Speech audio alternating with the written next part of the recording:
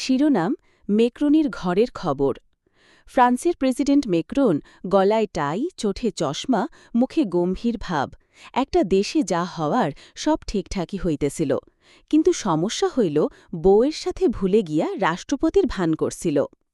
একদিন বাড়ি ফিরেই মেক্রোন সোফায় পা তুলে বলল, এমন ক্লান্ত লাগতেছে, কেউ এক কাপ চা বানিয়ে দেবে? বউ তখন কিচেনে রাগে জ্বলে উঠল, বলল, তোমার চা বানাইতে আমি কি প্রেসিডেন্টের চাকর?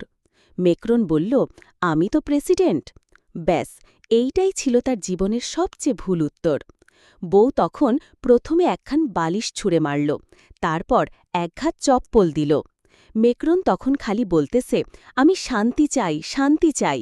বউ বলল, তোমার জাতিসংঘে যাওয়ার দরকার নাই, আগে রান্নাঘরে যাও। পরদিন ফ্রান্সের খবরের কাগজের হেডলাইন, মেক্রোন সংসারে জরুরি অবস্থা ঘোষণা করলেন।